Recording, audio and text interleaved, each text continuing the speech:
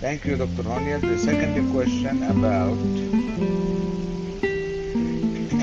the commandments in the Old Testament, like the Ten Commandments, for example, don't kill, don't steal, and so on.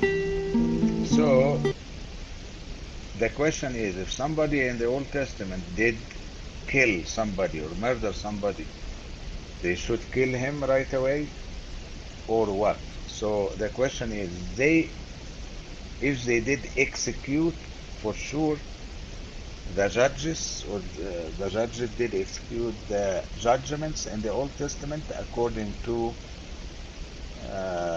the commandments of God. The mic is yours. Yes, this is a great question, and it's directly related to our understanding from the Bible of the divine tribunal. That you have an account where you have a murder, all right?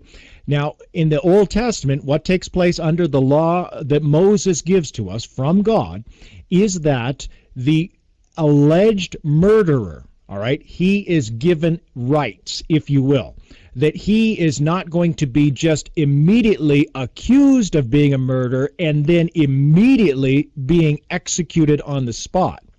And you have a tribunal that is set up to make a judgment. And so you'll have even Moses, he'll have these examples of potential cases that will come up. And in these potential cases, you'll have the idea of, well, when somebody was murdered, what would happen if, for instance, you were using an axe, an instrument for cutting with a handle, a wood handle, and like a sharpened stone on it, and you swung it backwards, and it flew through the air, and it killed somebody.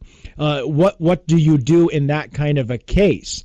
And so Moses gives you these examples of cases so that you're not quick to judge, so that there is justice, and that the judge would hear the case. Now, likewise, even especially when you're talking about the example of murder, what you have with murder is you have somebody within the family who is going to be the avenger of blood.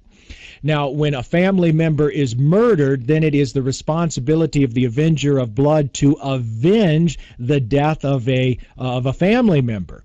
But because of this divine tribunal, that you're going to judge not based upon your emotions or your own opinions. You want justice to prevail.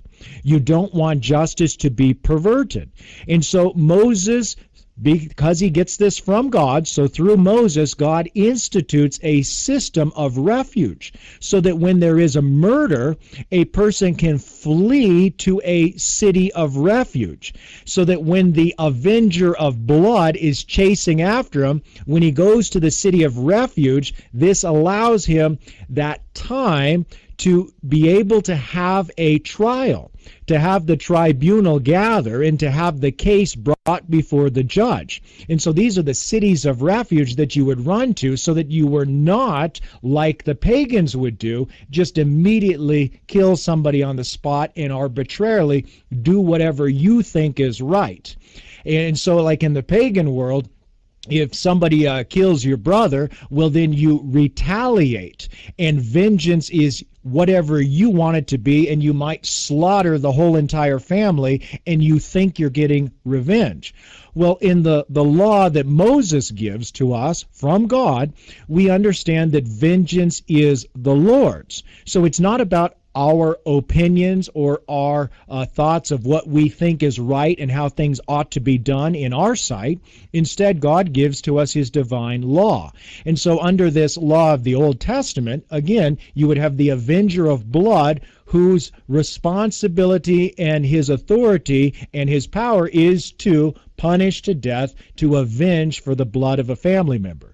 But again, so that you have a just system, a system where justice prevails, you have the system of cities of refuge, where you flee there, and then the case can be heard before the judge. Abuna, I give you the microphone for translation.